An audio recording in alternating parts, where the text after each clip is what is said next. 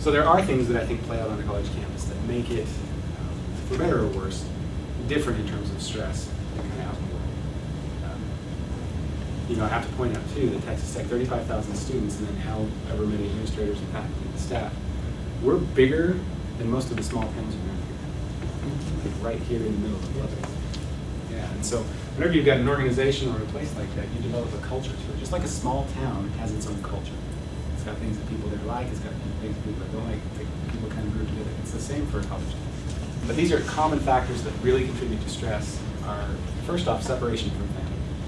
Okay? A lot of students that come to Texas Tech are not from Lubbock. And Lubbock is fairly geographically isolated from even the next closest big cities, Dallas, Albuquerque, about 5 hours either way.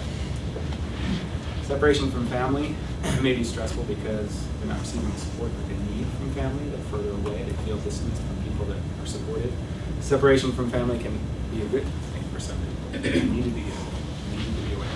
So the prospect of, again, because we're on an academic calendar, going back every few months to spend holidays with them can be very stressful. Freedom is also very stressful. Why would freedom be stressful? Yeah. It interferes with time management. Absolutely. Absolutely. Responsibility. There's, the old Spider-Man movie, with great power comes great responsibility. I think that's true for freedom. We see people get into problems with that kind of at a student level because I think good students realize early on that you're free to make choices, but you're not free to choose consequences. I can choose to stay up till 3 in the morning playing Call of Duty on my Xbox. I can do that, that's fine. But I'm not as free to choose to get up at 8 o'clock and go to class the next day. So freedom means consequences, means stress. Competition is going to be kind of a stress factor in any given situation, in society in general. Peer pressure is another big one, and that's funny. Most of the time we talk about that, people laugh. Peer pressure, well, like don't do drugs, I'm not in high school. Think about that. And I want you all to think about that, not even necessarily on a college student level, but just in life. Have you ever received pressure from somebody to do something you didn't want to do? To skip a meeting, to delay an assignment? You ever received pressure from family to do something you just didn't want to do? They wanted you to go a certain direction and you didn't. We all experience peer pressure. It still plays out. The primary goal with stress is to keep from getting to that top part of the curve, to keep from hitting the overwhelm point. For some of you, that means reducing responsibility. If you're doing too much, you're going to get to that point a lot quicker. For some of you, that might mean managing the responsibility that you have in a better, more effective way. Okay? And so there's a lot of different ways you can do this, but that's the end goal. We want to keep from getting to the overwhelm. It's helpful to cope with stress in each of those areas that we discussed earlier. What I want you to do is take a look at this really quickly, and I want you to see maybe one or two that you do really well, that you think you do really, really good, you cope effectively in those ways. And then maybe identify one that you don't do well, that you could improve on. So which ones do you do well? Yes? Right here? Okay, so you're affirming yourself. Not easy. No, it's more easy. It's more easy for you. Okay. This is a huge one. They've correlated this one with depression a lot too. If we think negative thoughts about ourselves repeatedly over time, that becomes what they call automatic. So a lot of times we can have those negative thoughts playing out in the background and we don't even realize we're even thinking. And we feel bad about ourselves all the time. Sometimes, and I'm going to say this to you and I fully believe this, you need to think positively about yourself, even if you don't believe it. Okay? Think positively about yourself, even if you don't believe it. Because what happens is if you think positively about yourself for long enough, those start to become automatic. Those play out in the background. And then your mood improves. That's a difficult one for life. For those of you that are technology people, there are a couple applications, apps you can get on your phone that really, really can help with this. We'll talk about this one first. Take a break, guided meditations for stress relief. What these are is a series of programs that they have for relaxing. And they really they're very brief in nature, but they're very effective if you use them. What happens if you do this one is that basically you can choose like relaxing music, you can choose relaxing nature sounds, you can choose nothing at all. But somebody will, as you listen to this, walk you through kind of guided meditation sort of things that can help you relax. If you search Take a Break, on the iTunes Store or on the Google Play Store, you can find this one. And both of these are free. The MindShift app is for people who experience anxiety. Okay? And everybody has stress. Not everybody has anxiety. Anxiety is worrying to a point that the worry itself becomes kind of damaging. The MindShift app has, I'm very impressed with this one. It's very comprehensive. It's got a lot of different activities that you can use to help you manage and cope with that stress. A lot of the suggestions that we had on the page right before this, it's got reminders to help you do those, and it's got suggestions for how to do those better. So for example, kind of affirming yourself by replacing negative thoughts with positive ones. It's got a lot of different suggestions to do that, and then it's got a journaling app so you can write down your success and kind of track your progress over time. Both of these are really, really effective at kind of helping you relax and kind of de-stress, especially if you're trying to deal with it on your own. But our Mind Spa is a suite of rooms that we have in the Student Counseling Center, and the sole purpose here is dedicated to helping you learn to manage your stress and to relax better. Okay? We have 2 rooms that are there. The first one we call the Mind and Body room, and this uses technology. We just got an Xbox 360 with the Kinect sensor, so it teaches you different ways to relax by using video games. Okay? So you can go in there, you can express yourself physically, do things like that, and help you learn to relax that way. And we've also got biofeedback training in there, and I'm going to do a biofeedback demonstration with you in a minute. But what biofeedback is it's using your body signals, like your heart rate, the way your skin conducts electricity, to measure your stress and anxiety, and then it's using video games to teach you different ways to relax. So for example, we've got a game in there, and it's a racing game. Okay, so it's got this car, you're driving this car around. But the way that you power the car is we've got these 3 little sensors we put on your fingers that measure your heart rate. You slow your heart rate down. And the more smooth and steady your heart rate is, the faster the car goes, which is great unless you have a little bit of road rage like me, and then somebody cuts you off. And you're like, oh my gosh, and your heart rate jumps up, and you have to practice calming it back down again. Car slows down. Now think about that. That sounds infuriating a little bit, but that game, think about what that's teaching you. What that game is teaching you, if you practice it and if you do that enough, is that when your heart rate starts to jump, when you start to experience that physiological arousal that's associated with stress, you learn how to calm yourself down in the moment. And you get good at that. It's a skill that you build. And then if you walk in to take a test, or you walk into a presentation where you have to stand in front of people and talk, and you feel your heart rate start to jump and start to get anxious, you can calm it down. And we also have the relaxation room, and I'm going to be honest, out of the 2 rooms, this is the more popular one because we have a zero gravity massage chair here. Okay? So this chair, you sit in it, it kind of leans you back, and then it's got like 36 different massaging tools and airbags that kind of inflate and deflate, and it can massage kind of any point on your body. It feels really, really, really good. So I want to do a biofeedback demonstration. I'm going to need a brave volunteer. What's your name? Claire. Claire. Good to meet you, Claire. Now I am going to show you one of the games that we have here. Like I said, we have a lot of different games. So this is just one example of one of the things that we do. I've got 3 finger sensors here. What I'm going to ask Claire to do is, are you right-handed or left-handed? Right-handed. Okay, so take your left hand and take your middle finger. Just slide it right in there. Perfect. And then I'll let you do those other 2. Just put them on like that.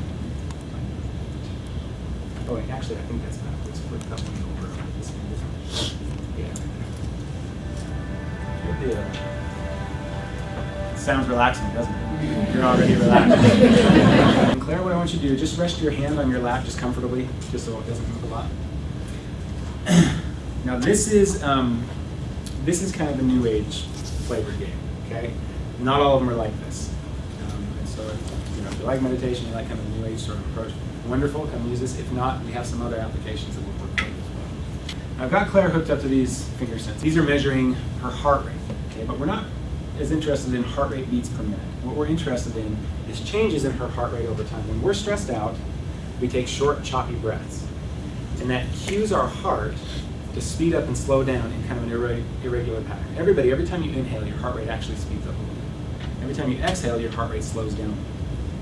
When we're relaxed, we take slow and steady breaths, and our heart rate speeds up and slows down in a reliable pattern. When we're stressed out, it's jagged, it's choppy, it's chaotic. Okay? So we're measuring these changes in her heart rate as a measure of anxiety. The more energy she's feeling in her heart, the higher those balls are going to go.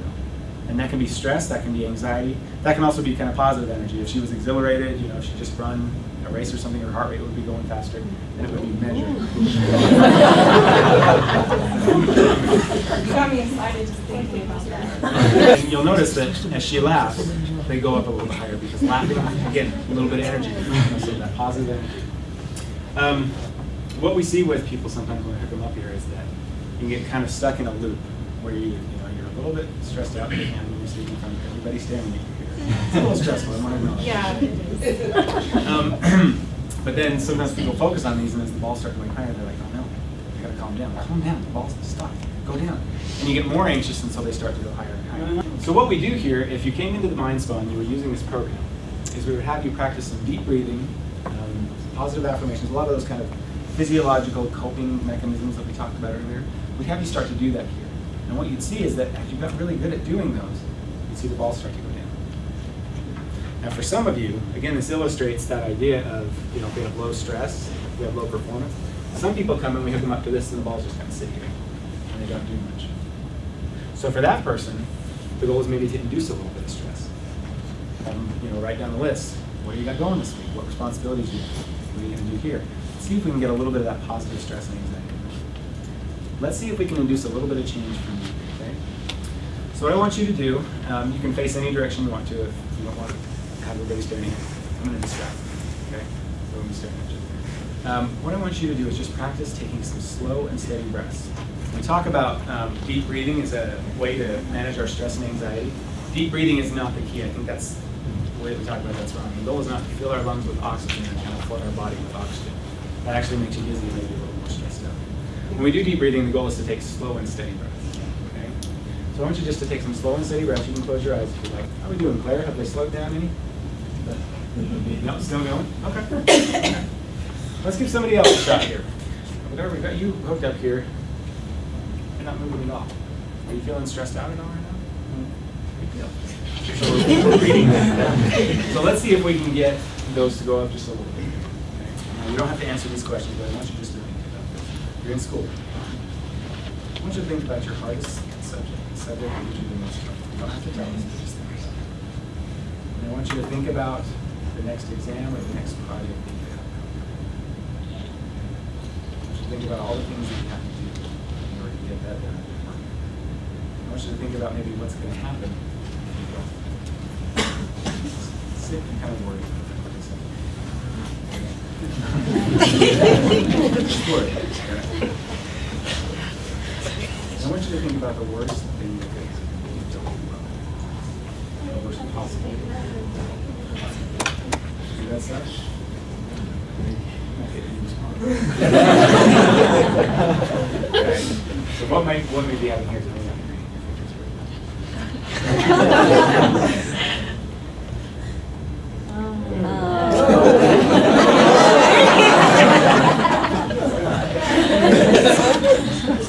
Now, as you thought about this, did you feel a little bit of the stress kind of connected to that? That's kind of normal. What you see here and what I hope this kind of illustrates is that even a thought, like just a thought about something that's stressful, can really have an impact on the way that your body starts to experience the outside world. You think about something and that can increase your heart rate. You think about something and that can make you start to get physically tense. Our thoughts have a lot of power. When we feel out of control with our thoughts, then our body starts to feel out of control. All of those systems are connected. If we can control our thoughts and we can calm those down, we can induce a change in those, and it's going to calm our physical systems down too. It's a package deal. You can't be stressed out physically and not stressed out mentally. You can't be stressed out mentally and not stressed out physically. One is going to force the other one to change. Either it's going to force it to change in the direction of relaxation, or it's going to force it to change in the direction of stress. So at the Mind Spa, what we do is we teach you to get really good at kind of controlling either the physical, the emotional, or the mental aspects of it. And as you get better at that, it forces you to kind of calm down throughout the system. If you ever have a question about mental health, about stress and anxiety, about anything like that, we are happy to consult. Please give us a call. We've always got a therapist that's on duty that's available to take those questions. We would love to talk to you, probably more than you're interested in about mental health. So that's what I've got for you today. Thank you very much for being a very participating audience. I appreciate it.